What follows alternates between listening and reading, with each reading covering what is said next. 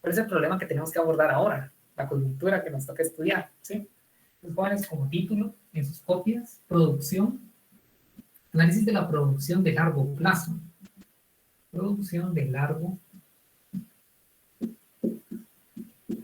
plazo. ¿Sí?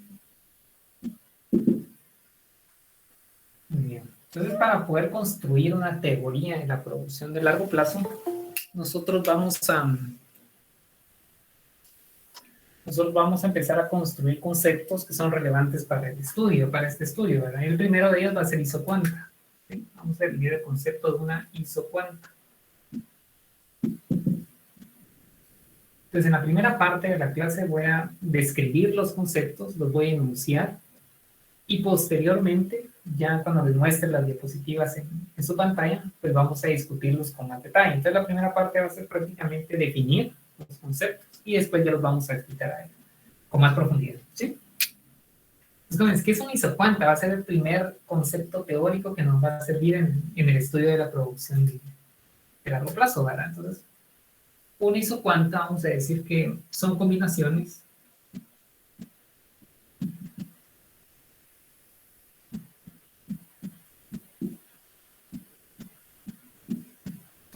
alternas de insumos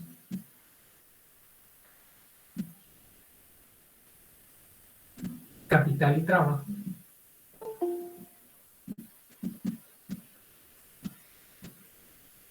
asociados a un nivel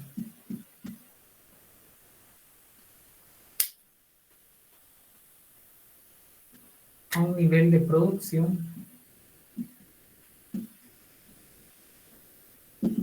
constante.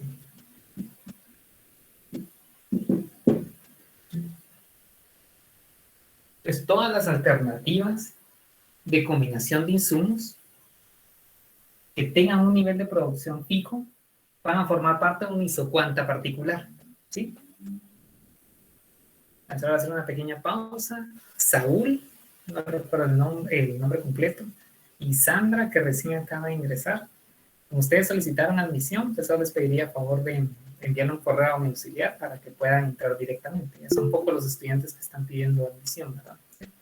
Si ya se lo enviaron, pues nada más me resta a mí incluirlos en la plataforma, ¿verdad? ¿Sí? Pero de lo contrario, no hay ningún inconveniente. Saúl, ¿iba a indicarnos algo? Sí, disculpe, es que cuando le di ingresar al salón, le di con otra cuenta de Gmail, que era la registrada en la U, por eso le pidió el acceso, por eso cerré la sesión y ya ingresé con la de la universidad y ahí sí me dejó. Bien, sí, si va a utilizar otra cuenta y va a ser frecuente, pues también nos puede pasar la otra cuenta para poder incluir en la plataforma. Gracias. Vamos.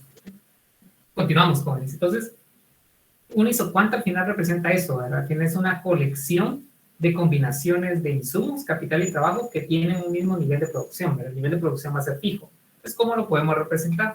Lo podemos representar de la siguiente manera. Vamos a tener una función de producción que depende del capital y el trabajo, como lo hemos hecho usualmente. Ese supuesto lo vamos a mantener, que viene de la producción de corto plazo. La producción nada más depende de los insumos. Y esas combinaciones tienen un nivel de producto que es constante, que lo voy a llamar Q sub 0. Este subíndice hace referencia a que es un nivel de producción cualquiera. ¿Sí?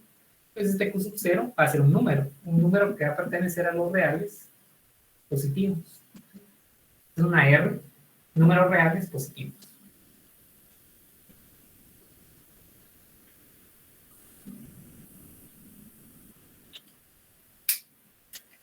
Un indicador que se extrae a partir de una isocuanta es un indicador auxiliar también del análisis de la producción de largo plazo, pero que deviene del tema de las isocuantas, es la tasa marginal de sustitución técnica. Entonces lo vamos a definir por acá abajo.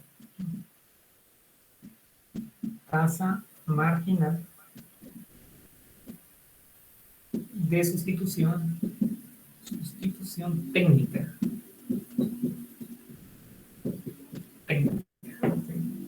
¿Cómo lo vamos a identificar? Con TMST, tasa marginal de sustitución técnica. Como les indiqué hace unos momentos, ahorita nada más voy a definir. Y eso les voy a explicar a detalle qué nos da a entender cada una de estas definiciones, ¿sí? Entonces, ¿qué es la tasa marginal? Es un indicador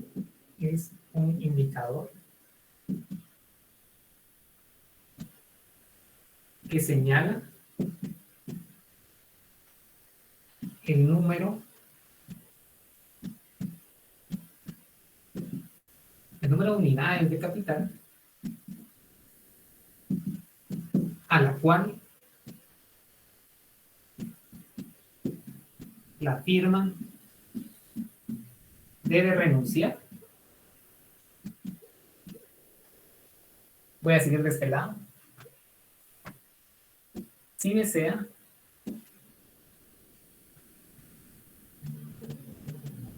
incrementar en una unidad la cantidad de trabajo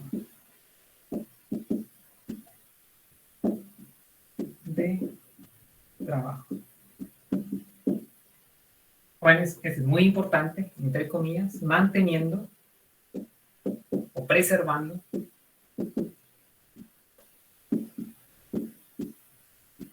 la producción fija o constante, como lo habíamos dicho, ¿verdad?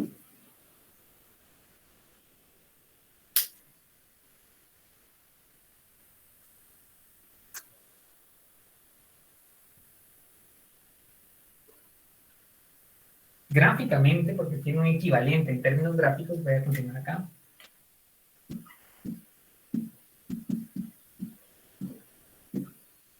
Gráficamente.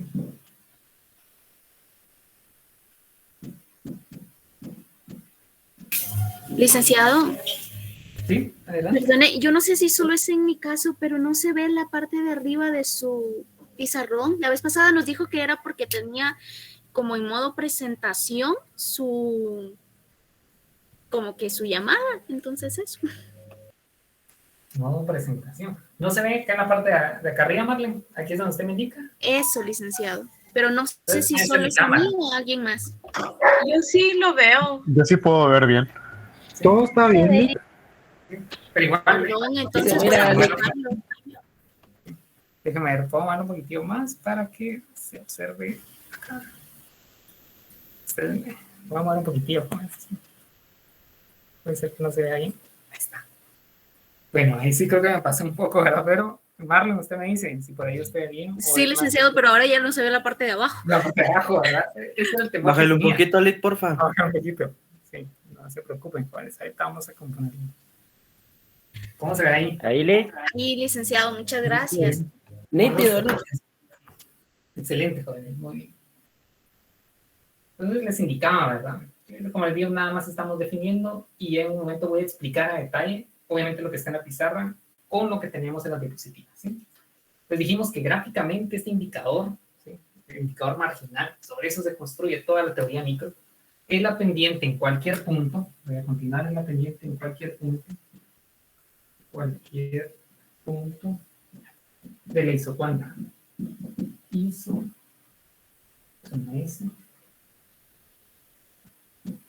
ISO.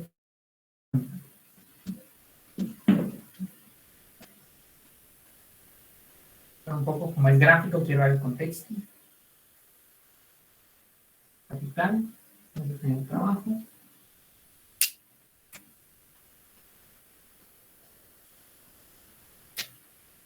Disculpe, Lick, ahí donde está lo de las isocuantas, ¿ahí es R y L o K y L? Este es K y este es L. Bueno, gracias. Recuerdan que nosotros también lo podemos tener en su versión de variables mayúsculas. Realmente dije que era indiferente para nosotros, representaban lo mismo. Otra forma de poder escribirlo es lo más comprensible acá, K, L, asociada a un Q sub 0. Esto es lo mismo que esto, ¿verdad? Pero efectivamente el primer argumento de la función es el capital, es una K, que es la misma que tenemos de este lado, ¿verdad? Pues para, digamos, hacer énfasis en el punto que al final la tasa marginal es una pendiente, por eso es que estoy graficando en el primer cuadrante del sistema de coordenadas una isocuanta. Entonces voy a suponer que las isocuantas tienen esta forma. Todas las combinaciones que están a lo largo de esta curva todas las combinaciones están asociadas a un nivel de producción que es el mismo, es constante. ¿Sí? Entonces, por ejemplo, puedo decir que en este punto, este Q sub 0 del que estamos hablando acá, puede ser igual a 30. 30 hamburguesas, sacaron el ejemplo de las hamburguesas. Y este punto B, que tengo acá, también está vinculado a la producción de hamburguesas, pero como está en una isocuanta, porque son todos los puntos que están a lo largo de esta curva en negro, pues también su producción es de 30 hamburguesas. Entonces, con las isocuantas son todas estas combinaciones. Miren, todas las combinaciones a lo largo de esta curva son combinaciones de capital y trabajo, pero la característica que tienen en común es que todas ellas generan el mismo nivel de producción. ¿Sí? Ahora, esta gráfica la hice para resaltar el punto de la tasa marginal. La tasa marginal en términos visuales, en términos gráficos, no es nada más que la pendiente en cualquier punto de esta isocuanta. Entonces, yo puedo trazar una recta tangente a esta isocuanta particular, y la recta tangente me va a generar una pendiente. ¿Sí? Esa pendiente es la tasa. Acá también puedo tener una recta tangente. ¿Sí? Disculpe, es que fíjese que se fue mi internet y no escuché lo que dijo, lo que explicó anteriormente de las líneas rojas que puso. Sí, gracias por la pregunta. Si estas líneas rojas son pendientes, ¿verdad? Son pendientes de la recta tangente que nosotros tenemos acá para cada uno de estos puntos, ¿verdad? ¿Sí? Por ejemplo, yo tengo esto acá, asumamos que este es un isocuanta. Yo puedo trazar una recta tangente. Esa recta tangente tiene una pendiente. ¿Sí? Por ejemplo, esta línea que está en negro es una línea recta, pero tiene una inclinación. Y la inclinación, que es la pendiente, se le llama tasa marginal. Entonces, la tasa es la pendiente. ¿Pendiente de qué? De la recta tangente a la isocuanta en un punto en particular. Eso sería, ¿verdad? ¿Sí? Muchas gracias, licenciado. Con gusto. Entonces, digamos, lo que me interesa es que ustedes sepan que la tasa tiene una versión gráfica que está asociada a una pendiente. ¿Qué pasa con la pendiente? Obviamente es distinta acá a la que tenemos acá. ¿Vale? Pues vamos a deducir la fórmula. Bueno, expliqué, jóvenes, ahorita no estoy, digamos, precisamente en la parte de explicación. La explicación la voy a dar en un momento. Más que todo quería que ustedes vieran que la tasa marginal es una pendiente. Ahí lo pueden ver claramente. Ahora, ¿cuál es su fórmula? ¿Cuál es la fórmula de la tasa marginal? Entonces voy a borrar esta parte de acá y voy a seguir acá con la fórmula de la tasa.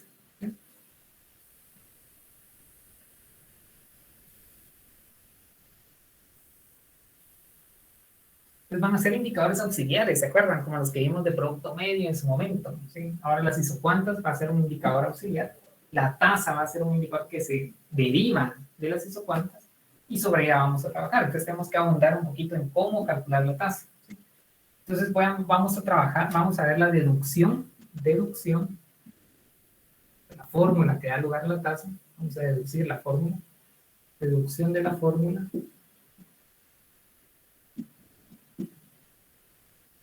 de la tasa marginal de sustitución técnica.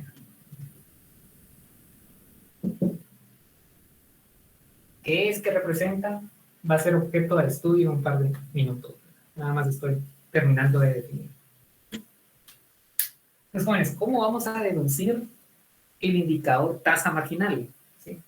Vamos a utilizar herramientas muy poderosas, herramientas de cálculo diferencial, ¿sí? Y vamos a utilizar un concepto que se llama, voy a colocar aquí, usando la diferencial total. Diferencial total. Jóvenes, este es un concepto matemático que viene del cálculo multivariado. ¿Pueden sacar una apagar su micrófono, por favor? Que viene del cálculo multivariado. Gracias. Eso viene del cálculo multivariado, Juan. Entonces, un consejo que les daba a los muchachos de primera hora, los jóvenes de primera hora, es que a veces sirve de mucho, por ejemplo, hacer como una especie de glosario de aspectos, digamos, que son matemáticos y que ustedes les pueden dar a revisarlos con más detalle después, ¿verdad? Sí, por ejemplo, diferencial total, derivada parcial, ¿sí? ¿Qué más? Límite de una tasa de cambio, cuestiones así, ¿verdad? O sea, la parte conceptual, matemática, la pueden separar haciendo un glosario después, ¿verdad? Por eso les coloco esta parte, para que ustedes la puedan revisar. Yo les decía a los compañeros, ¿verdad? En el caso extremo, ni siquiera un libro de matemáticas, se van ustedes a Wikipedia, no sé si es buena fuente o no tan buena fuente, y ya les aparece un montón de referencias, ¿verdad? Y pienso que en la parte menos matemática que viste de Wikipedia, pues, puede servir de buena referencia, ¿verdad? Que es lo más accesible que uno tiene. Entonces, bueno, vamos a utilizar el concepto de diferencial total. ¿Qué es la diferencial total? Fíjense bien, para dar nada más la idea, ¿verdad? Porque es un concepto matemático y a mí me interesa para fin de micro.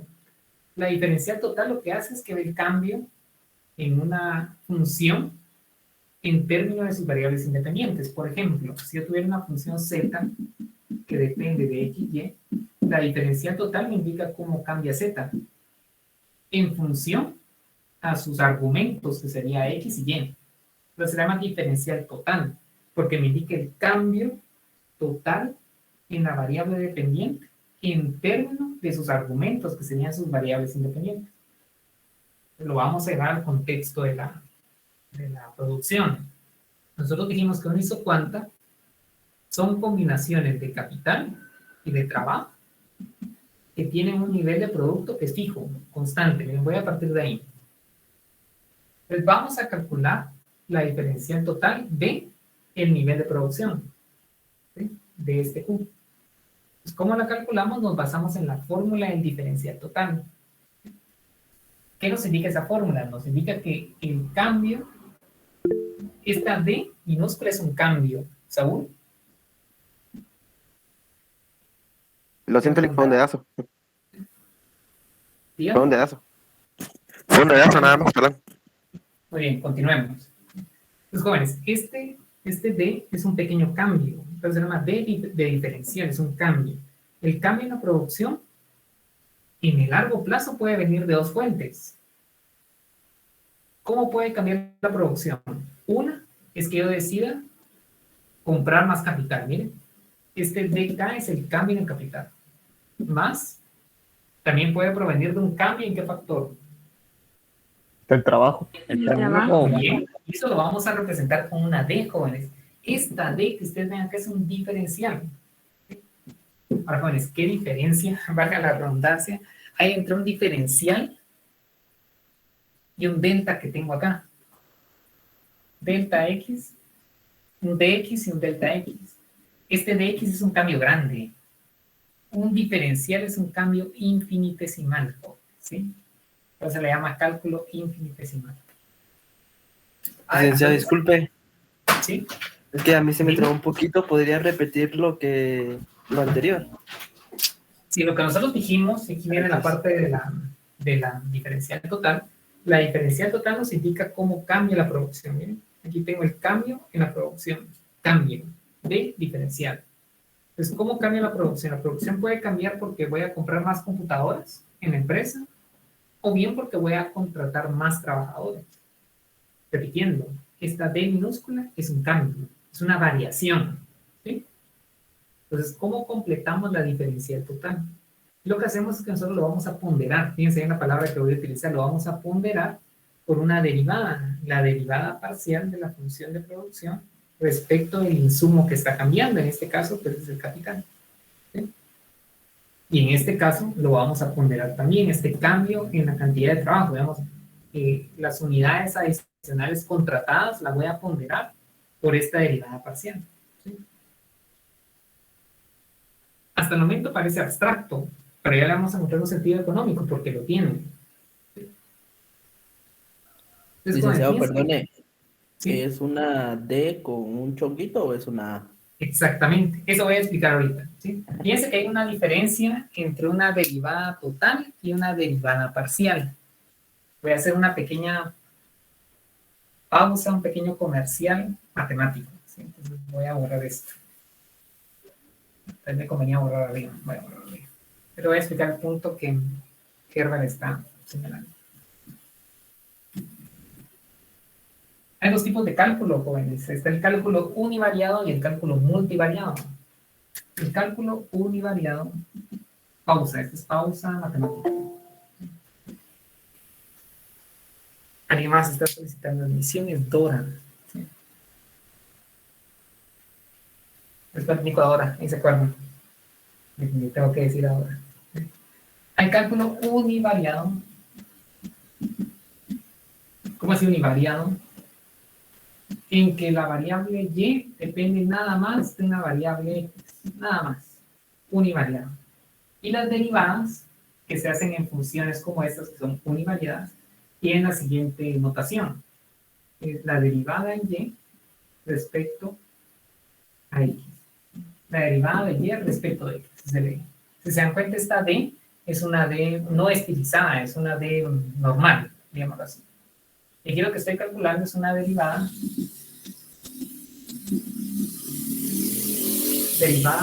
normal, o derivada univariada, que podemos llamar. Pero nosotros sabemos que en la vida real, toda variable dependiente depende de muchas variables independientes, ¿verdad? ¿Sí? Entonces, para eso existe el cálculo multivariado. Multivariado. Yo puedo decir, mire, la nota en el examen Z, la nota del primer parcial es función de muchas cosas, ¿verdad? Es función del número de horas que estoy estudiando, es también función del nivel de concentración que tenga, del nivel de ruido, de muchas variables, ¿verdad? Bien. Yo puedo enunciar muchas variables acá, jóvenes. Entonces, como esta variable Z depende de muchas variables, cuando trabajamos con cálculo, va a ser un cálculo multivariado, ¿sí? ¿Cómo representamos? Y ahora sí, voy a la pregunta de Herbert. Esta fue una pequeño preámbulo. ¿Cómo denotamos nosotros las derivadas parciales? Las derivadas parciales, dando la redundancia, de esta variable Z, que es la nota, en función nada más al número de horas de estudio? Entonces, en lugar de utilizar una derivada normal, utilizo lo que se llama derivada parcial. ¿Y cómo la diferencio de la normal? Voy a utilizar una D estilizada. Es esta D, miren. Así lo van a encontrar en los libros, y cuando ustedes lo revisen. Esta es una derivada parcial, es una D cursiva, una D estilizada. Quiero decir que es la derivada de Z respecto a las condiciones de estudio, ambientales de estudio. Y. Les voy a ver cómo cambia Z cuando las condiciones son más favorables. O de hecho, jóvenes, podemos ver algo más económico, ¿verdad? La demanda de un bien depende del precio y del ingreso. Entonces aquí veo cómo cambia mi demanda cuando tengo un poco más de ingreso. Entonces, cuando tengo más de una variable independiente, utilizo el cálculo multivariado y la notación es esta. Y esto de acá se llama derivada parcial. Entonces, hasta acá dejaría la pausa comercial, jóvenes. Ya depende de ustedes indagar un poquito más en función a lo que nosotros les recomendamos, ¿verdad? Pero ese es el contexto, ¿verdad? Entonces, aquí estoy utilizando, jóvenes, una derivada parcial. ¿Por qué? Vuelvo al caso de la producción. En este caso, como estoy en el largo plazo, pregunta para ustedes, ¿cómo diferencia una producción de corto a la de largo plazo? ¿Cuál es la diferencia fundamental? Los factores de la producción. ¿Qué pasa, Sergio, en el largo plazo? Sí se pueden cambiar. En el largo plazo, más de un factor puede variar. Exactamente, en el largo plazo todos los factores son variables. O sea que la producción ahora depende de dos factores que se pueden alterar. Entonces, el cálculo que utilizamos ahora es un cálculo multivariado, a diferencia de lo que vimos en el corto plazo. En el corto plazo había un factor que necesariamente iba a ser fijo. Entonces, al final la producción dependía de cuántos insumos en nuestro modelo para el corto plazo. De uno. Exactamente, nada más de uno. Muy bien, Carlos. Entonces, como dependía de uno, utilizábamos el cálculo univariado, ¿sí? Este de acá. Y por eso que utilizábamos una D como la que teníamos en su momento, ¿verdad? Una D normal. Pues, jóvenes, ya hicimos la pausa. Volvamos al punto. El ponderador en el diferencial total, te repito, es bueno que ustedes estudien esto a detalle, pero busquen que lo comprendan bien. El ponderador es esta derivada parcial. Aterrizamos a la parte económica. Esto de acá, jóvenes, tiene un significado económico. ¿Qué creen que representa esta derivada parcial de la función de producción respecto del factor variable? Les voy a dar una pista. Aquí lo que tengo es una tasa de cambio. ¿Cómo cambia la producción cuando compro una computadora más? ¿Cómo se le llama eso económicamente? A esa variación relativa. Licenciado, Producción marginal. Muy bien, Jacqueline. A ver, te doy la palabra, Sergio. Producción marginal, ¿de qué insumo? Ya casi lo tiene, Jacqueline. Variable. De capital. El capital. Exactamente. Muy bien, Jacqueline. O sea, aquí lo que tengo económicamente es el producto marginal del capital. Exactamente, jóvenes. Y esa es la lectura que yo quiero que hagan. Ustedes transformen las expresiones matemáticas en expresiones económicas. Eso es lo que hacen los economistas. Y eso es lo que están haciendo ustedes. Leen a través de los símbolos matemáticos y le dan un sentido más económico. ¿Sí? Ahora sí, Sergio, y creo que alguien más había levantado la mano, quería preguntar algo. ¿Sí, Sergio? yo creo que me contestó antes la duda. Era eso, Muy si bien. acá por estar considerando varios factores, por ejemplo, del lado izquierdo estamos tratando solo, o sea, derivada respecto del capital por el capital. Por eso es que usted me indica como un ponderador. Y luego Sí, se exacto. suma a los otros factores de la producción. O sea, quiere decir que cada factor vamos a sacar como el porcentaje que cambia respecto a la nueva ecuación. Exacto, sí, esa es la lectura que nosotros podríamos hacer, Sergio, efectivamente. Al final esto termina siendo el aporte que hace cada factor al cambio en la producción. Y eso, señores, si quieren vamos por partes y vamos a ir, ahorita vamos aterrizando la parte económica. Lo primero que estamos haciendo es identificar el componente económico en la expresión que tenemos en azul. Y efectivamente aquí lo que tenemos es el producto marginal, tanto del capital como en consecuencia que tendríamos acá. El trabajo, la tasa marginal del trabajo. Muy bien, Alejandro. Entonces tendríamos el producto marginal del trabajo. Entonces continúo, joven, ¿sí? Voy a colocar el cambio en la producción va a ser igual a, ahora sí, microeconomía, producto marginal del capital. ¿Sí? Veamos la notación. Aquí lo que tengo PMG es producto marginal. Pero como ahora tengo dos insumos variables, el subíndice, este número pequeñito, esta expresión pequeñita, me indica el producto marginal de qué factor es. ¿Sí? Y este es una caja, ¿vale? Es el producto marginal del capital. ¿Sí? Esto lo voy a multiplicar por las unidades adicionales de capital que voy a comprar. Más, ya nos indicó Alejandro, producto marginal, subíndice L, porque es trabajo, multiplicado por el cambio en la cantidad de trabajo. Si se dan cuenta, vean la lectura, el cambio. Esta vez, un cambio.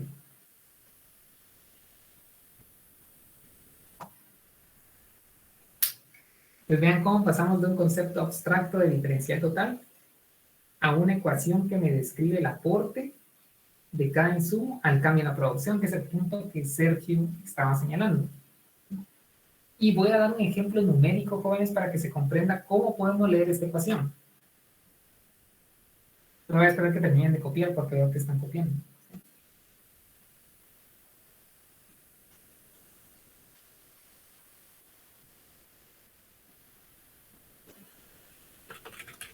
Lick, aquí donde puso la caja es producto marginal del capital y el otro del trabajo.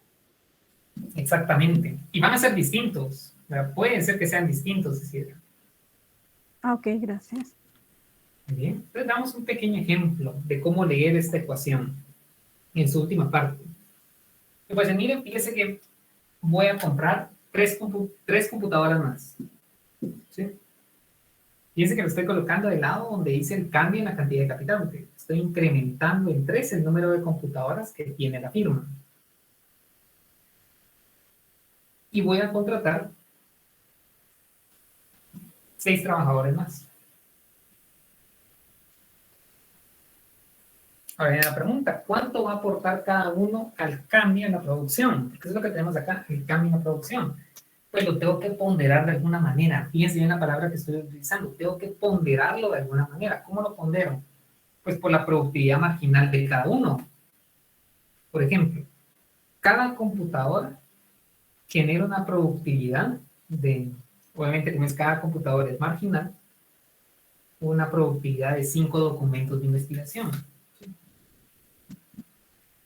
Dicho de otra manera, cada computadora adicional permite producir, nada más la computadora, suponiendo que fuese automatizada, puede producir 5 documentos de investigación.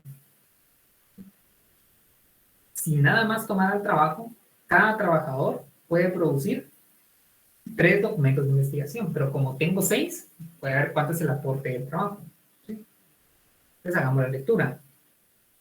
Cada unidad de capital puede aportar 5 documentos, pero como tengo 3 computadoras, ¿cuánto sería el aporte? 15. El aporte del capital al cambio en la producción.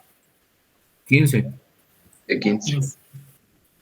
¿Por qué? Porque cada computadora aporta 5 documentos, pero como estoy comprando 3 computadoras más, el cambio en la producción debido al capital es de 15 documentos. Suponiendo que el producto sea documentos de investigación, papers. Nos vamos para el lado del trabajo. Estoy contratando 6 trabajadores más, pero cada trabajador tiene un aporte marginal a 3 documentos. ¿Cuánto sería el aporte del trabajo? 18. 18. Entonces ya tengo las 2 fuentes de cambio de la producción. Entonces, ¿en cuánto está cambiando la producción? En la suma. Sería 4. Uh-huh. Eso sería, a grosso modo, lo que representa la diferencia total. La diferencia total explica el cambio en la variable dependiente a través de las distintas fuentes que provienen de las variables independientes. Esa sería la idea, ¿sí? Y si se dan cuenta, el ponderador es el producto marginal, porque entre mayor sea el producto marginal, ¿cómo va a ser el aporte de ese insumo al cambio en la producción total? Mayor. Exactamente. Reciente. Exactamente, Juan. Muy bien, esa es la idea. ¿De acuerdo? Entonces vean cómo llevamos algo matemático a algo económico. Entonces voy a borrar la parte del ejemplo porque es nada más a fines de comprensión, para que comprendamos, ¿sí? Entonces vean que esta derivada parcial tiene un significado, pues, relevante para nosotros. Ahora sí, fíjense que yo quiero derivar la fórmula de la tasa, por ahí vamos, ¿verdad? Esa es la idea de poder hacer esto, ¿sí?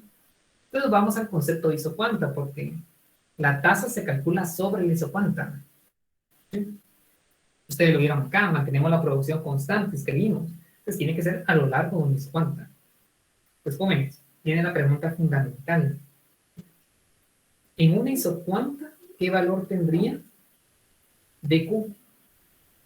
¿Quién puede indicar? En una isocuanta, ¿cuánto sería el cambio en la producción? Muchas gracias. 33. 0. ¿Será que va a ser 33? Vamos acá. Aquí tengo A, aquí tengo B. Ambos puntos están en una misma isocuanta, ¿verdad? Por definición, en una isocuanta, todos los puntos que están ubicados en ella tienen vinculado el mismo nivel de producción. Es decir, en este punto estoy produciendo 30 hamburguesas y en este punto también dije que estábamos produciendo 30 hamburguesas. Entonces, ¿cuánto es el cambio en la producción? Si estoy 0. ubicado en una isocuanta. Exactamente. Es 0. 0 lic. Les voy a colocar aquí, en una isocuanta,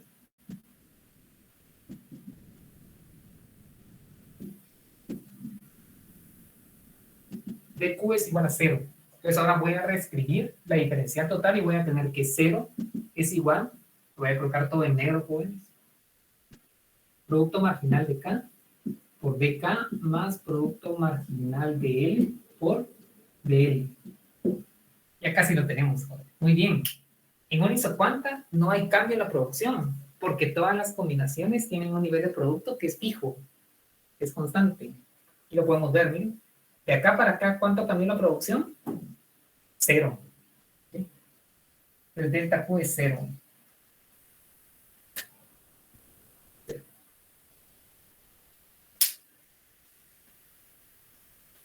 Voy a borrar esto de acá y voy a seguir del lado derecho.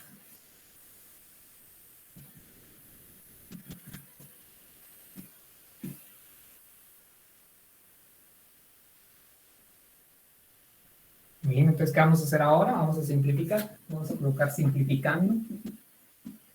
Simplificando.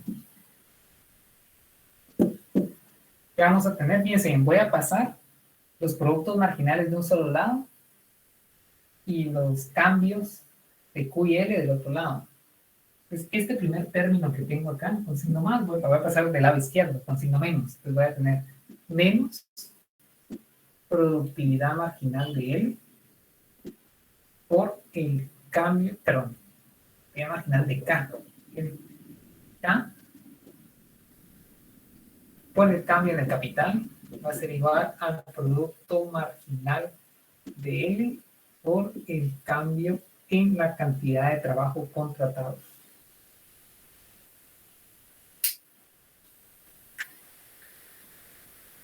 Ya casi tenemos todo el álgebra, jóvenes. Solo nos queda un par de líneas y ya tenemos el indicador de tasa que estamos, la fórmula de la tasa que estamos buscando.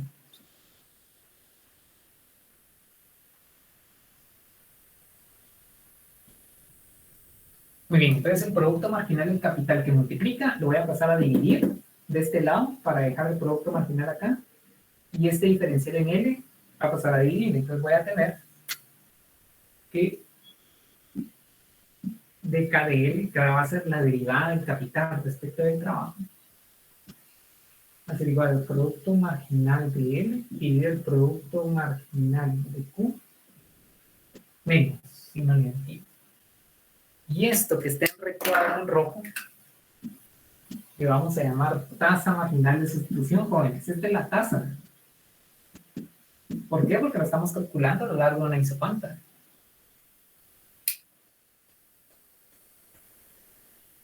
Licenciado, una pregunta. Sí. ¿Y la tasa marginal de sustitución al final nos va a dar una pendiente? Exactamente. Exactamente, Alejandra. De hecho, voy a tomar lo que usted me indica para poderlo vincular nuevamente a lo que teníamos en la gráfica. Es una pendiente. Media vez les indico que es una derivada, es una pendiente. Muy bien, Alejandra. Y más general, media vez estamos hablando de una variable marginal, dado que es una tasa de cambio, también va a ser una pendiente. Muy bien. ¿Sí? Voy a colocar capital trabajo. Voy a colocar mi isocuanta.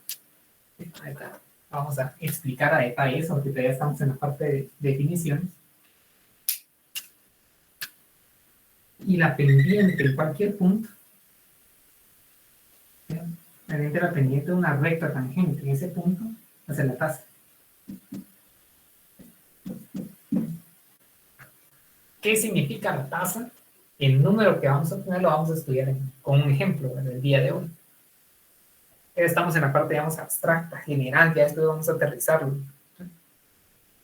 Pero esto va en función a la pregunta que nos hizo, bueno, el comentario que nos hizo Alejandro.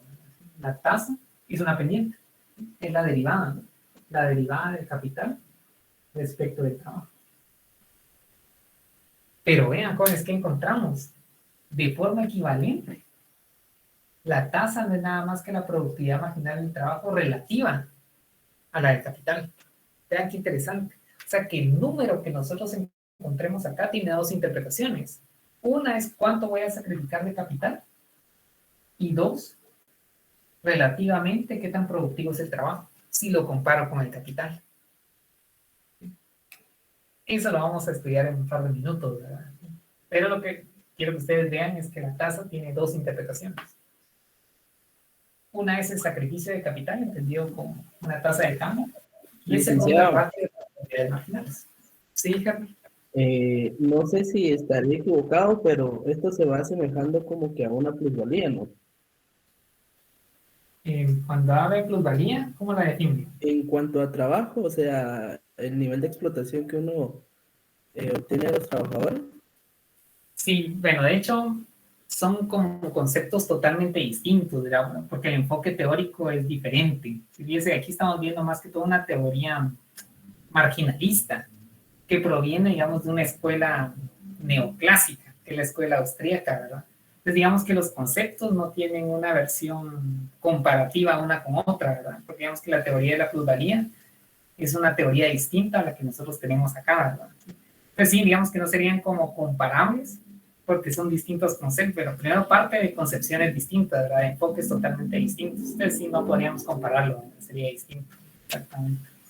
Gracias, Lick. Bien, con gusto. Pero... sí, digamos que esas teorías ya no tienen mucha aplicación actualmente, ¿verdad? No significa que en términos históricos pues no tengan validez, ¿verdad? Pero en la actualidad, al menos para la micro, ya no son tan relevantes, ¿verdad? Muy bien, jóvenes, entonces si se dan cuenta, haciendo un mapa de lo que hemos hecho el día de hoy hasta el momento, empezamos primero con definir qué es un isocuanta. La primera herramienta que nosotros vamos a utilizar para poder estudiar la producción cuando ambos factores son variables es el concepto de isocuanta. ¿Qué es? Ahora lo vamos a ver ya como un ejemplo. ¿Qué hicimos después? Construimos un indicador partiendo de las isocuantas. Es la tasa marginal de sustitución técnica. ¿Sí? ¿Por qué parte de las isocuantas? Porque requerimos de una isocuanta para poder determinar esa tasa de sacrificio, ¿sí? O bien, pues la pendiente, que es lo que tenemos acá. Ese indicador es un indicador muy importante para nosotros, jóvenes, porque por una parte me indica cuánto voy a sacrificar de capital y por otra parte me indica qué tan productivo es el trabajo cuando lo comparo con el otro factor. ¿Sí? Entonces, una vez ya definidos estos conceptos, pues vamos a entrar a detalle, a la explicación. ¿Sí? Entonces, para ello vamos a tomar las diapositivas que ustedes ya tienen para poder explicar a detalle qué significa cada una de estas herramientas. ¿De acuerdo? Bueno, entonces voy a compartir mi pantalla, jóvenes, que de hecho son las diapositivas que ustedes tienen para poder retomar cada uno de los conceptos que hemos visto.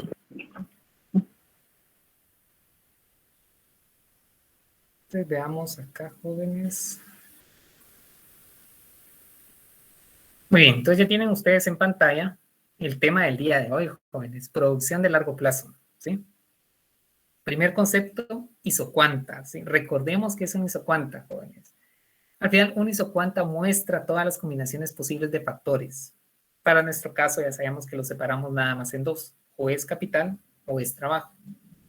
¿Qué característica tienen todas esas combinaciones? Ustedes lo pueden ver acá en su pantalla. Generan el mismo nivel de producción, ¿sí? Entonces, fíjense que el problema ahora es otro, ¿sí? Fíjense, si la firma genera el mismo nivel de producción de distintas maneras, con distintas combinaciones, ¿cuál de esas combinaciones es la más eficiente? Ese es el problema que tenemos que resolver, ¿sí? Si quieren, veámoslo en la siguiente matriz, ¿sí? Aquí tenemos la función de producción para alimentos. Vamos a asumir el ejemplo, a considerar el ejemplo de la producción de hamburguesas, ¿se acuerdan? O hot dogs, como ustedes quieren verlo. En cada una de las filas, acá tenemos unidades de capital, que para nuestro caso serían las carretillas, ¿de acuerdo? Donde se producen las hamburguesas. Una carretilla, 2 carretillas, hasta 5 carretillas. Y en las columnas, vean acá, tenemos unidades de trabajo, bien, número de trabajadores, ¿sí?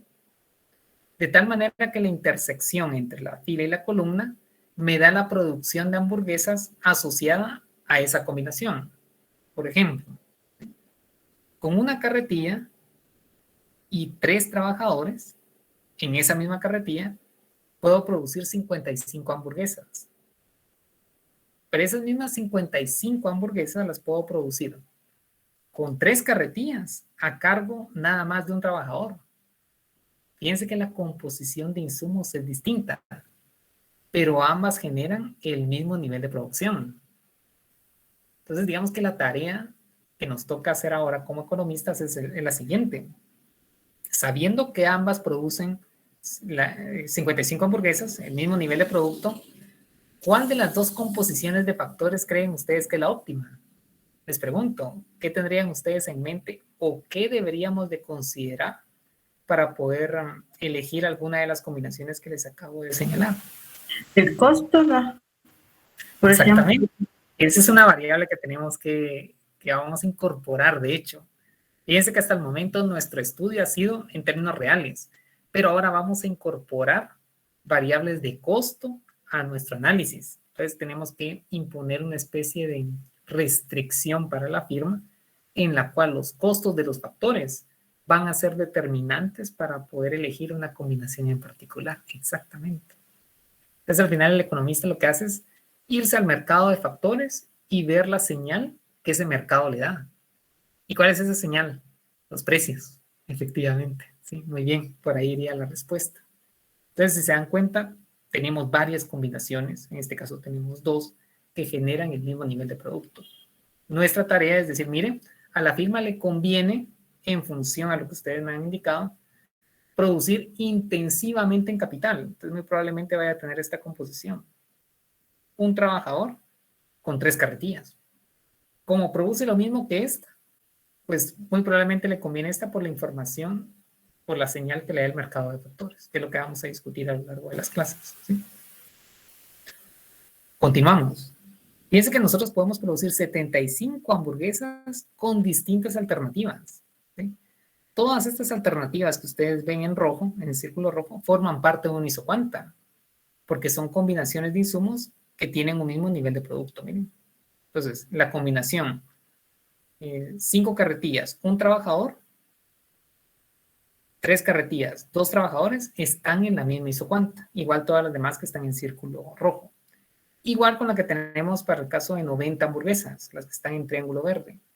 Todas estas combinaciones forman parte de una misma isocuanta. ¿Sí? Entonces, con las isocuantas se grafican en el plano capital-trabajo. Mucho ojo, ¿sí? Entonces, ahora cambiamos la perspectiva gráfica. En el eje vertical vamos a tener capital y en el eje horizontal de las abscisas vamos a tener trabajo. ¿Sí? Si se dan cuenta, es una forma de pasar de R3 a R2, porque en R3, pues obviamente tenemos el espacio, tenemos capital, trabajo, producto, y ahora pasamos a R2. ¿Sí? En este caso, pues tenemos capital, trabajo. ¿Qué observan acá? Pues prácticamente encuentran ploteado cada uno de los puntos que estaban en esta matriz. ¿Se acuerdan que dijimos? Con una unidad de trabajo, pero mejor dicho, con 3 unidades de capital y una de trabajo, puedo producir 55 hamburguesas. Veamos acá. 3 unidades de capital, una de trabajo, 5 hamburguesas. Pero también lo podemos lograr con una producción intensiva en trabajo. Nada más con una carretilla y 3 trabajadores, ¿sí? Entonces, todos los puntos que están en esta curva forman una isocuanta. Son todas las combinaciones, ¿sí? Sería la isocuanta número 1, que tiene asociado un nivel de producción de 55 hamburguesas, ¿sí? Tenemos una isocuanta 2 que también incluye todas las combinaciones que generan este nivel de producto, ¿sí? Y en la medida que nos alejamos del origen, el nivel de producto se va haciendo cada vez mayor, ¿sí? ¿Qué características podemos extrapolar de esta gráfica respecto de las isocuantas? Eso lo vamos a ver el siguiente día de clase. Si alguien levantó la mano, ahorita no los puedo ver, pero sigue adelante con la pregunta. Licenciado, ¿Sí? Creo que ahorita, bueno, tal vez es un supuesto, por así decirlo, pero veo que todas las isocuantas al final representan un nivel de producto, o por ahí vimos en micro 1, creo, como un nivel de satisfacción, que es donde combinábamos una cesta por otra y íbamos como viendo el tema de la renta y qué podíamos ir comprando de un producto o de otro, y esas eran como las combinaciones. Pero tengo la duda, ¿existe la posibilidad de que una isocuanta matemáticamente se cruce con otra? Porque, sí, o sea, aquí se ve que no, pero sí, o sea, ya es un cálculo totalmente diferente. Sí, gracias por la pregunta. Sí, primero voy a hacer la salvedad, bueno, más que todo la aclaración, de que es un análogo a lo que ustedes vieron en la teoría del consumidor. Exactamente, es un análogo. ¿Por qué? Porque ustedes vieron acá bien X, bien Y, y en lugar de ser isocuantas son curvas de indiferencia. Exactamente, muy bien. Entonces, al final ustedes van a encontrar muchas similitudes con ese modelo que ustedes vieron en micro 1, con este que nosotros vamos a ver en microeconomía 2. ¿Qué diferencias hay? Ahorita voy al punto de la pregunta que usted me realiza. ¿Qué diferencias hay? Primero, en el caso de la teoría del consumidor, el enfoque era subjetivo en el sentido de que al final los niveles de utilidad eran un nivel de satisfacción subjetivo para el consumidor. Entonces no tenía sentido decir, miren, fíjese que la curva de indiferencia 3 genera un nivel de utilidad que es 35 unidades mayor al que tenemos en la curva de indiferencia 1.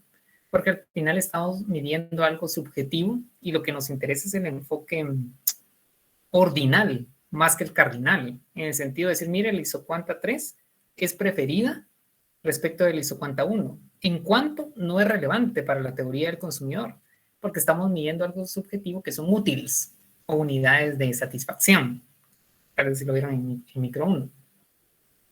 No obstante, jóvenes, en microeconomía 2 sí tiene sentido, porque estamos midiendo unidades físicas de producto, es algo totalmente objetivo.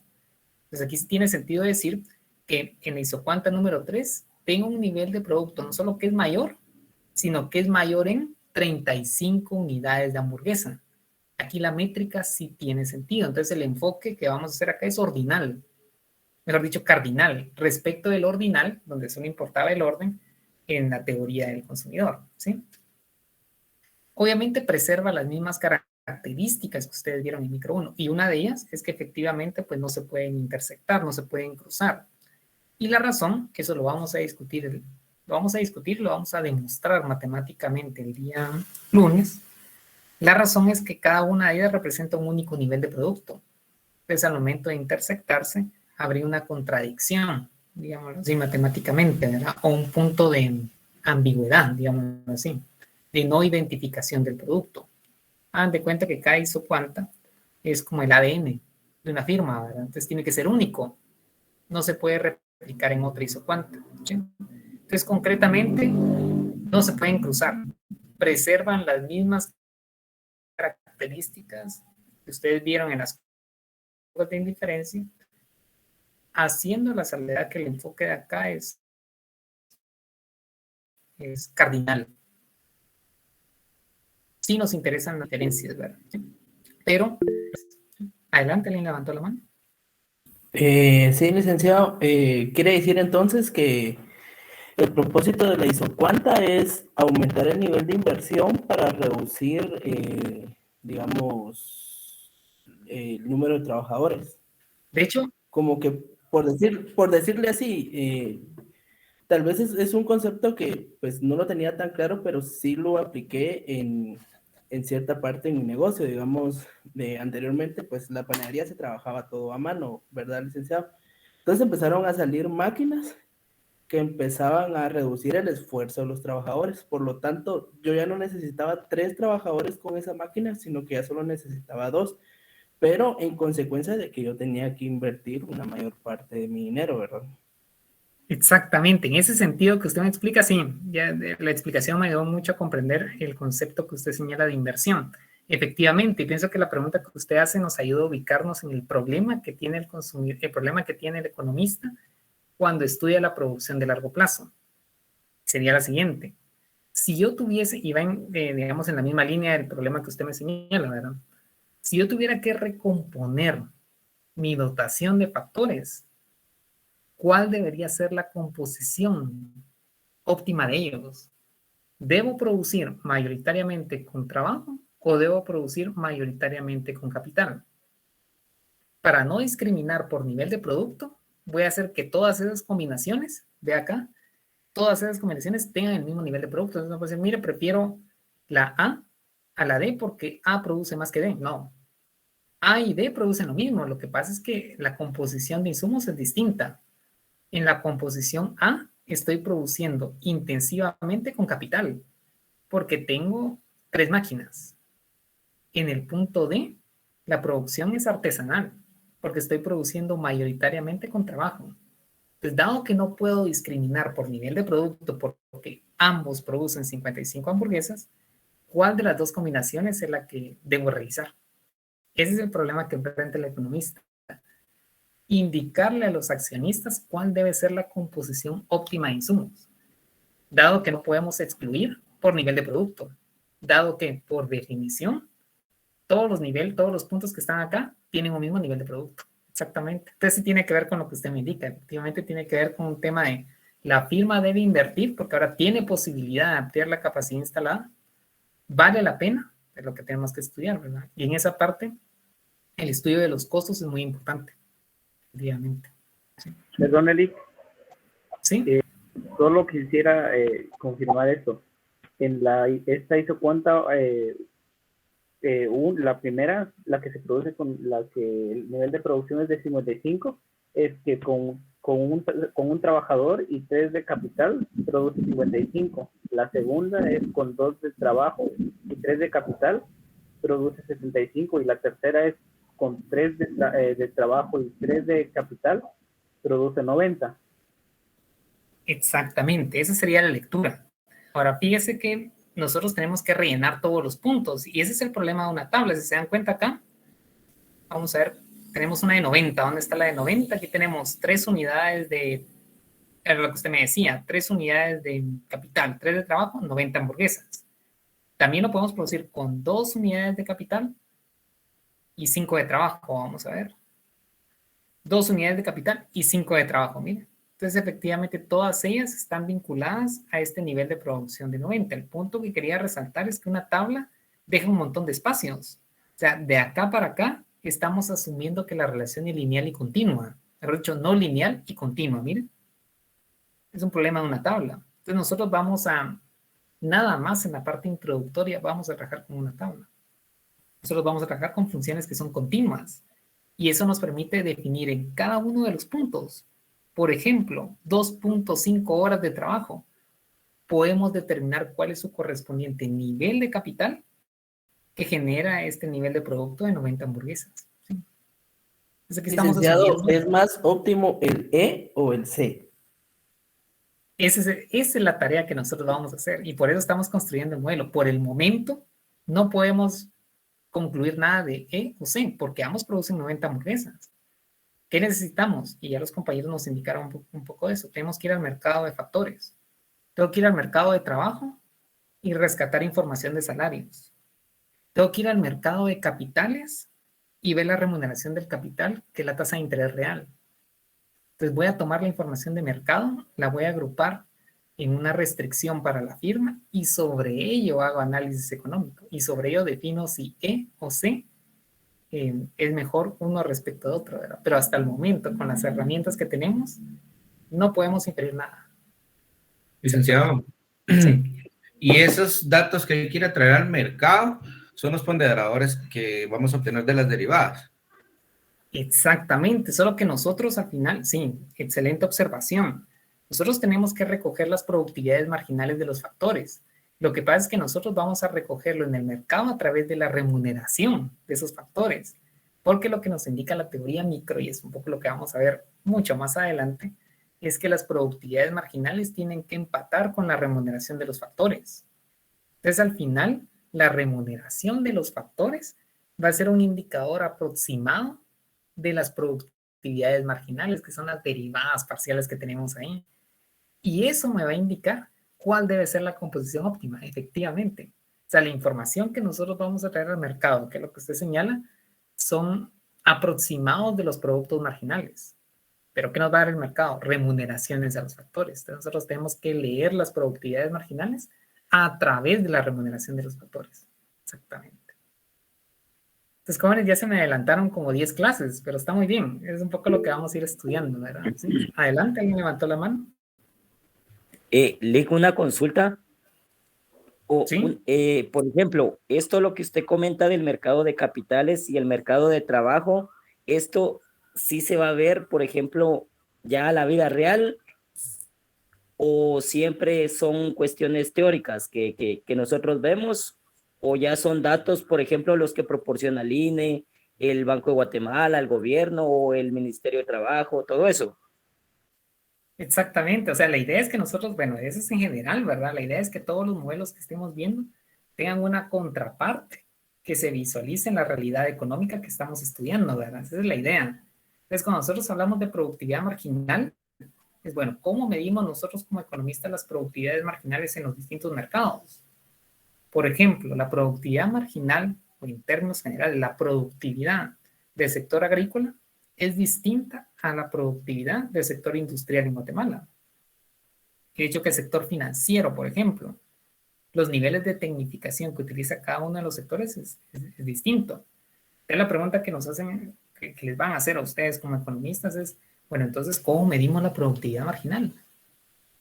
¿Qué es lo que hacemos? Vamos al mercado y recogemos las remuneraciones a los factores, ¿verdad? Entonces, me voy a la remuneración, por ejemplo, en el sector agrícola, y sobre la remuneración que se da a ese sector puedo inferir algo de la productividad marginal. Entonces, efectivamente, la idea es que estos modelos que estamos viendo acá, pues puedan reflejar lo que nosotros vemos en la realidad objetiva, ¿verdad? Las productividades marginales que estamos estudiando acá se tienen que ver reflejadas en un indicador tangible. ¿Cuál es ese indicador tangible? Pues al final serían las remuneraciones de los factores. Entonces, en este esquema que tenemos acá, en lugar de utilizar capital acá y trabajo acá, podríamos tener sector agrícola acá, sector industrial acá.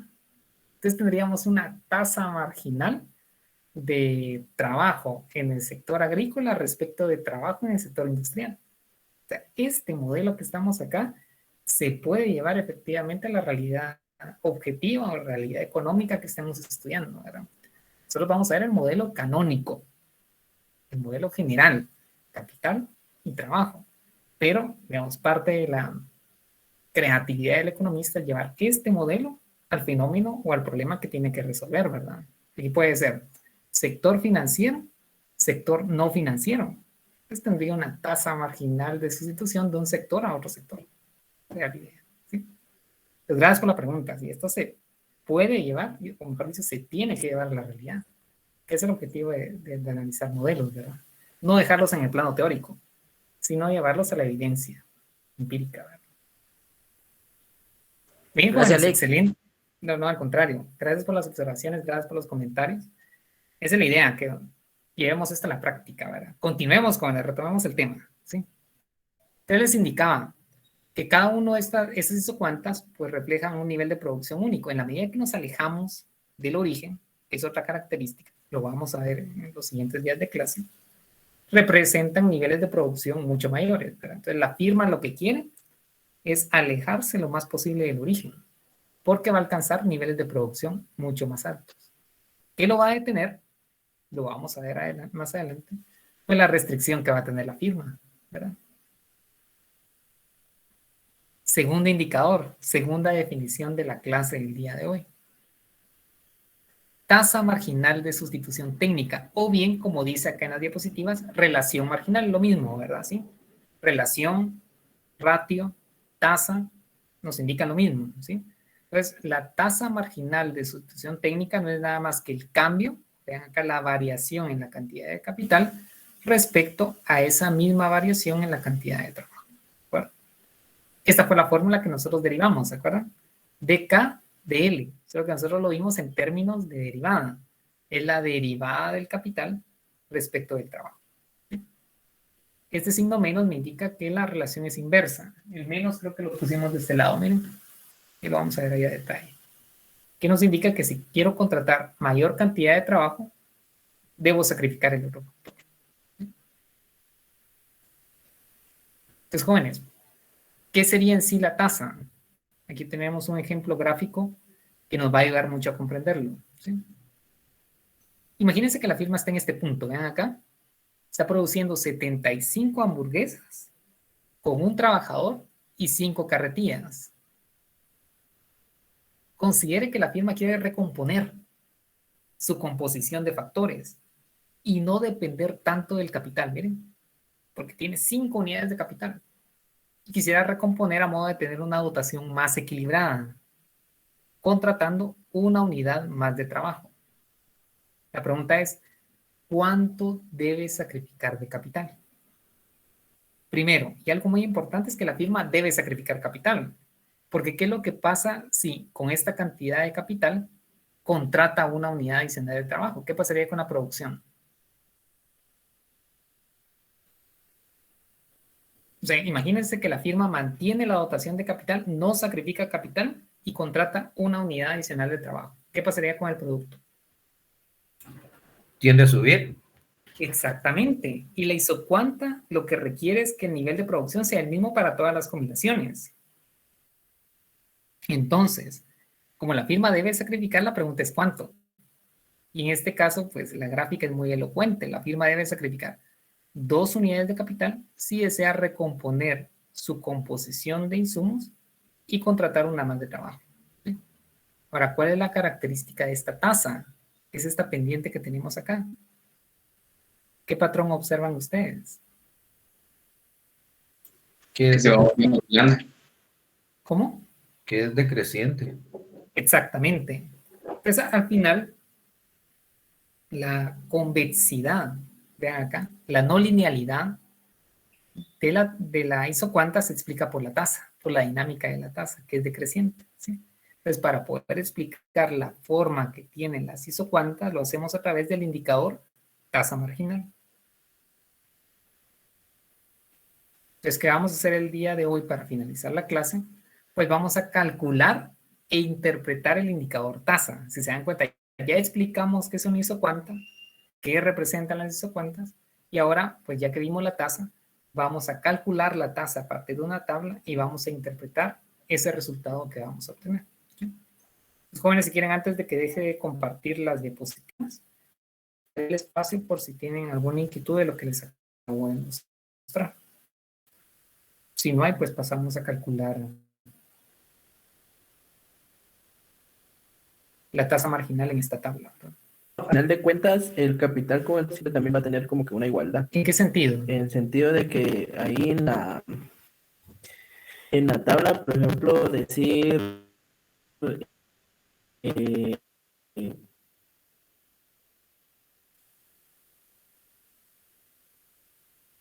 sacrifico 5 capital,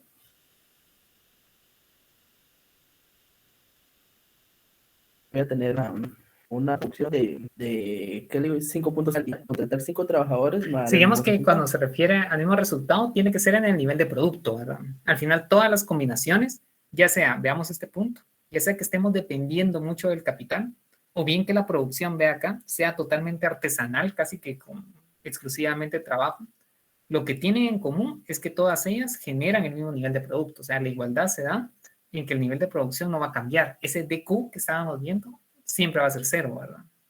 Entonces, al final lo que nos toca es, dado que todas generan el mismo nivel de producto, ¿cuál debe ser la composición idónea para la firma? Exactamente. ¿Sí? Bien, jóvenes, ¿alguna inquietud más? ¿Sí? Yo tengo otra consulta. Claro. En esto, la tasa marginal de sustitución siempre va a ser con pendiente negativa. Exactamente. De hecho, ustedes ya me enunciaron todas las características. Uno tiene que ser con pendiente negativa. ¿Por qué tiene que serlo, jóvenes? Ese es tema que vamos a ver el día lunes, porque de hecho lo vamos a explicar a detalle. ¿Sí? Un poco la intuición es que si no sacrifico, de hecho casi que hablamos un poquito de ello, digamos, de forma implícita, tal vez no explícita, pero sí implícita. ¿Qué pasa si yo no sacrifico? ¿Se acuerdan cuando les pregunté eso? Sacrificar significa disminuir. ¿Qué pasa si no disminuyo la cantidad de capital?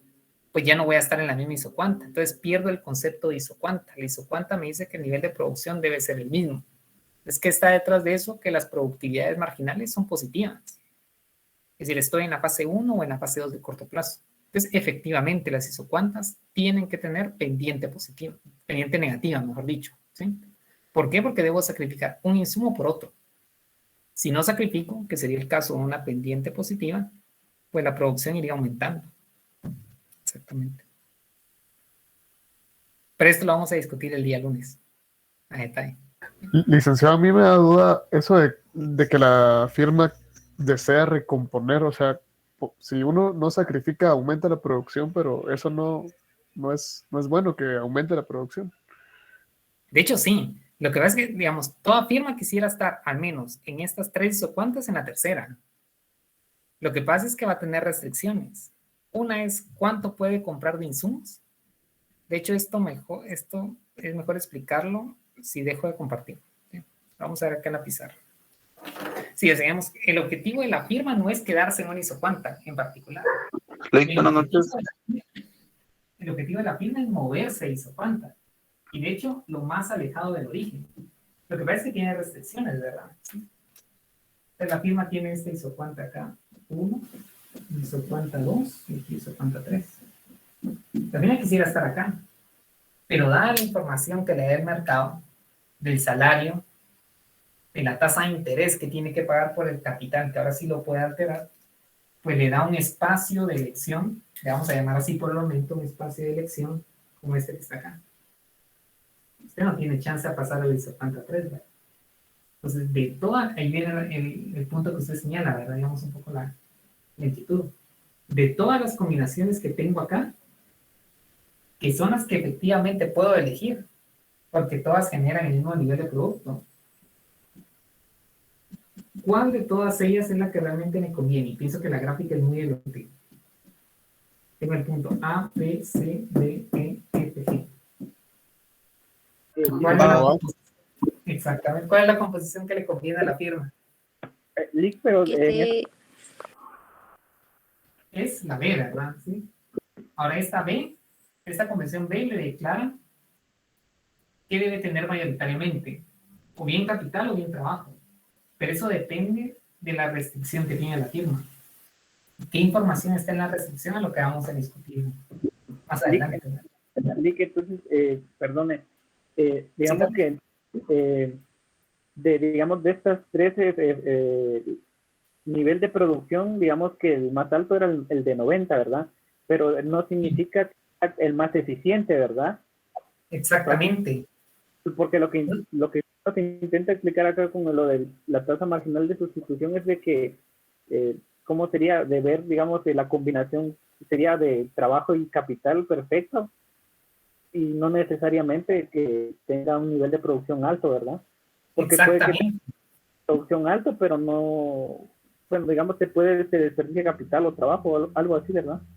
Exactamente. La firma va a estar restringida a poder producir cierta cantidad. Va a estar restringida por lo que pueda comprar y por el precio de los factores.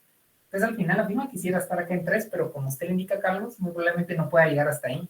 Entonces, el problema es otro. Dado que solo puedo llegar hasta acá, ¿cuál debe ser la combinación de insumos? Exactamente. El problema ya es otro. Dado que tengo restricción y no puedo producir 90 hamburguesas, produciendo 55, ¿cuál debe ser la composición que efectivamente me conviene tener de insumos? Ese es el problema que nosotros vamos a resolver cuando estemos estudiando esto. Pues para eso nos sirven las isocuantas, para ver todas las alternativas. Y de todas las alternativas que puedo elegir, ¿cuál es la que me conviene? Licenciado, disculpe. Licenciado. Sí, gracias.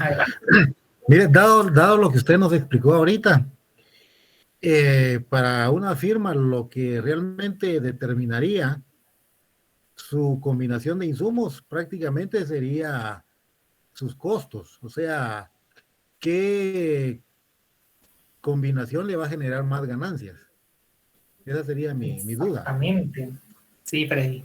El tema de costos es el que nosotros tenemos que incorporar acá. Entonces tenemos que ir al mercado de factores y recoger la información de los costos para la firma en ese mercado.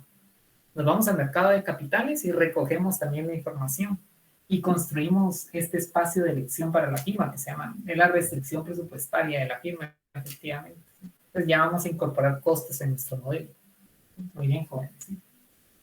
Pues jóvenes, vamos a calcular la tasa, con eso terminamos la clase del día de hoy, a partir de la tabla que ustedes tienen en las diapositivas que ya tienen a su alcance, ¿de acuerdo? Entonces, voy a copiar una de las isocuantas, jóvenes, ¿sí? Que están en la diapositiva 29. No sé si ustedes desean que calculemos la tasa sobre alguna isocuanta en particular, porque obviamente no vamos a calcular todas, dado que siguen el mismo procedimiento. Pero si ustedes tienen inquietud en alguna, allí en la respuesta podemos calcular una en particular.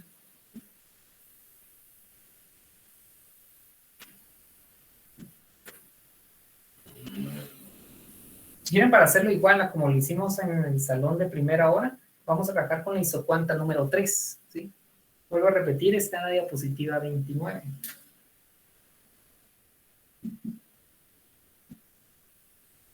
Isocuanta número 3. Veamos todas las combinaciones. Voy a replicar lo mismo que está en las diapositivas que ustedes tienen. Isocuanta número 3. Tenemos trabajo desde 5 hasta 10.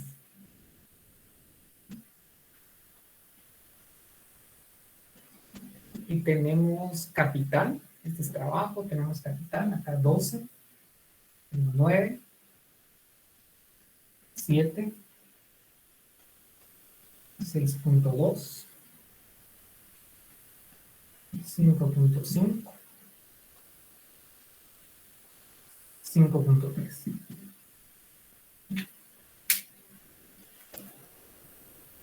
Ahora sí, Vamos a calcular la tasa en un par de puntos, ¿verdad? Y vamos a darle un sentido económico a ese valor. Al final, este es un isocuanta, miren, son combinaciones.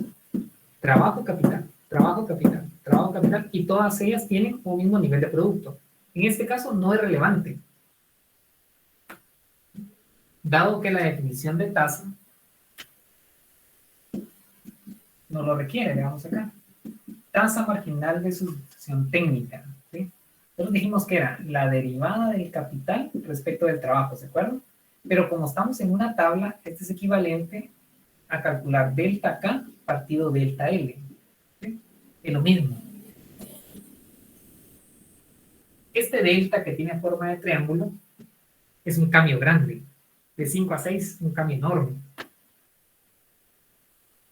Mientras que esta D minúscula, diferencial, se calcula sobre funciones continuas.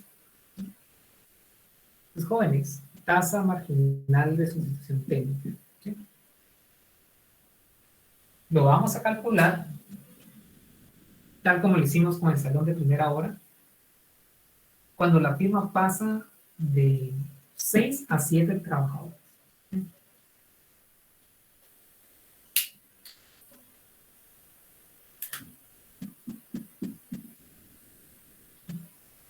Jóvenes, tomamos la fórmula. Fíjense un poquito cuál es el contexto de lo que estamos haciendo.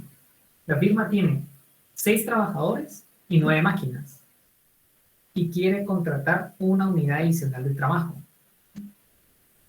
Si quisiera contratar una unidad adicional de trabajo, tiene que sacrificar capital. ¿Por qué dijimos que tiene que sacrificar capital? ¿Quién me indica? Porque si no, la producción aumenta. Exactamente. Muy bien, Alejandro. Esa es la respuesta correcta.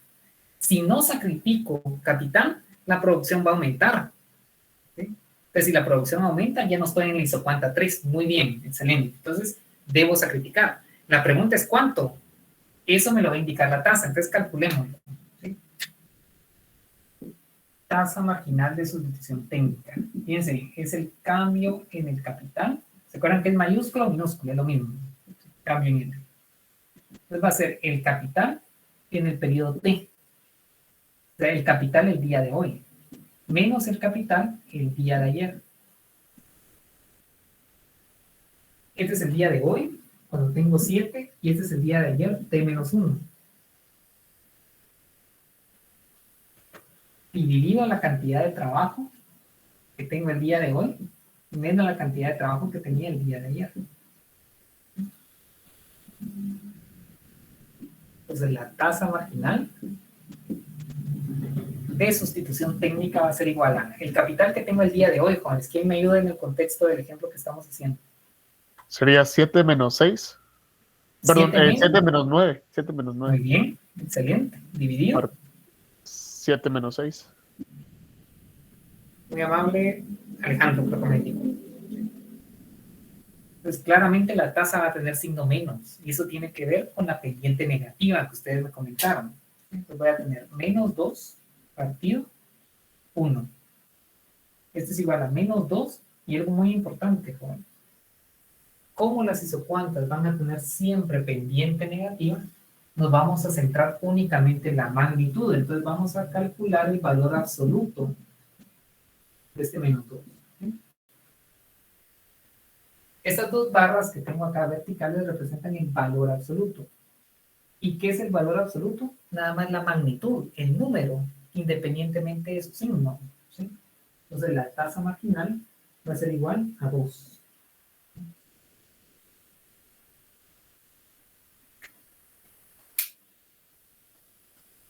Pues bien la pregunta, jóvenes. Antes de interpretar, ese 2, ¿en términos de qué está medido?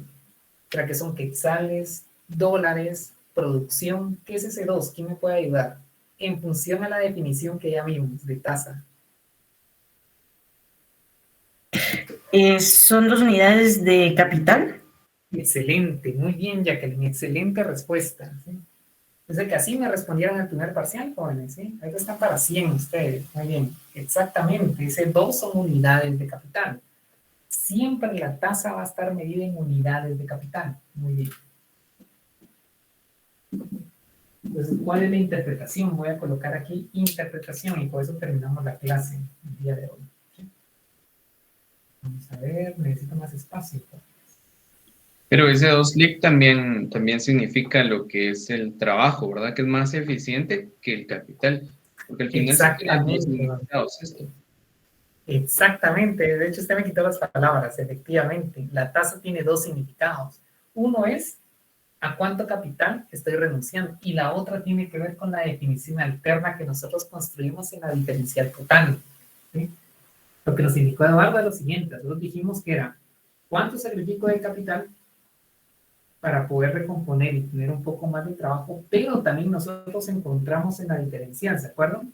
Que era igual al producto marginal del trabajo respecto del capital. Entonces me indica qué tan eficiente es un insumo respecto de otro. Muy bien, excelente. El día de hoy nada más vamos a analizar una, pero es que no me centré en esta, para ir igual con el otro grupo. Pero efectivamente, Eduardo, tiene dos interpretaciones. ¿Sí? Entonces, interpretación número 1. Interpretación. ¿Qué significa ese 2? Ya tenemos con la referencia que nos dio Jacqueline, que ese 2 es capital. Interpretación número 1. El día lunes, en función a lo que nos indicó Eduardo, vamos a hacer la interpretación 2 de esta misma tasa. ¿Sí? Pues vamos a colocar acá. ¿Cuándo la firma? Colocar cuando la firma la condición inicial. ¿Cuándo la firma?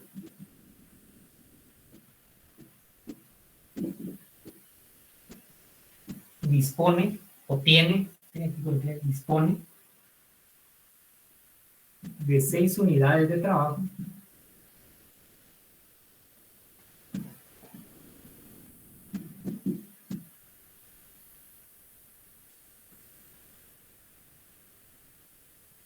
cuando la firma dispone de 6 unidades de trabajo debe renunciar. Hoy hacemos el link con lo que nos indicó Jacqueline. Lo voy a colocar en rojo. Debe renunciar a 2 unidades de capital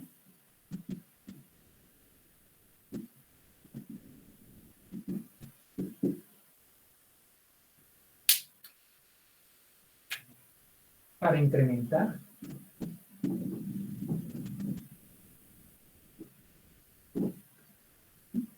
en 1 unidad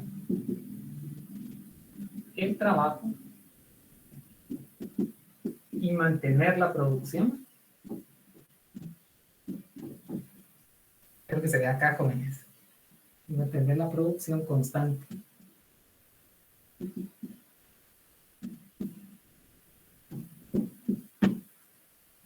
Sí, todavía se ve.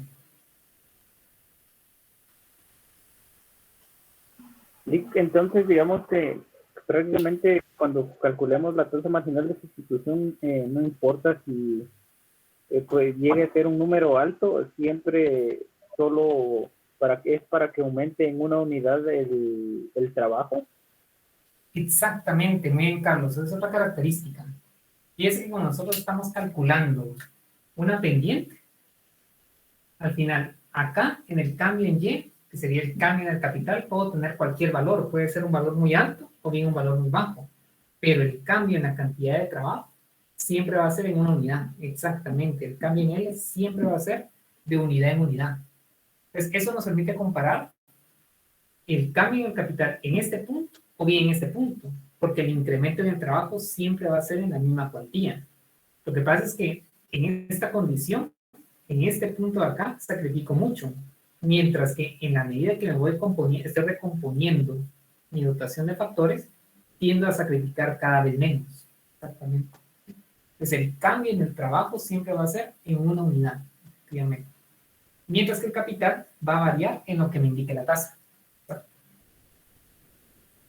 Entonces, jóvenes, si quieren, leamos lo que acabamos de escribir para ver que efectivamente se comprendió. Ya me pasó un par de minutos, pero necesito que quede claro. Entonces, fíjense en qué escribimos.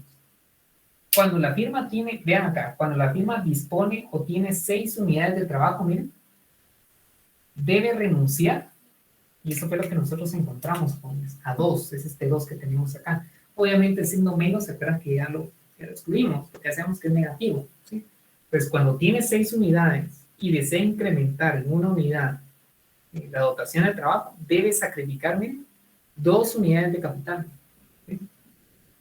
Vuelvo a repetir, para poder incrementar en una unidad del trabajo y mantener el producto constante, porque si no se estaría trasladando a otro isocuanta. ¿De acuerdo? Pues este 2 me indica el sacrificio en términos del factor capital. ¿Sí? El día lunes vamos a analizar lo que Eduardo nos indicó. Eduardo, ayúdenme usted. De acuerdo a este 2 que tenemos acá, ¿cuál de los 2 factores es más productivo? Usted me habló algo de la eficiencia relativa de los insumos. ¿Cuál de los 2 tendería a ser más eficiente en función de este resultado? ¿El trabajo o el capital? Pues yo entiendo que como se está renunciando al trabajo, obviamente, perdón, se está renunciando al capital, entiendo yo que el trabajo es más eficiente. Es correcto. ¿Cuántas veces es más eficiente, Eduardo? ¿Cuántas veces más? Ya casi lo tiene. Como el doble, ¿no? Exactamente, es el doble. Muy bien, Eduardo. O sea, este 2 me indica qué tan productivo es el trabajo respecto del capital, y es 2 veces, ¿verdad? Pero eso lo vamos a discutir y a escribir, obviamente, el día lunes, ¿de acuerdo? Entonces, el día lunes empezamos con esto, jóvenes. La interpretación 2 de la tasa marginal. Los jóvenes, dejo el espacio por si hay alguna duda en cómo lo calculamos o bien cómo lo interpretamos.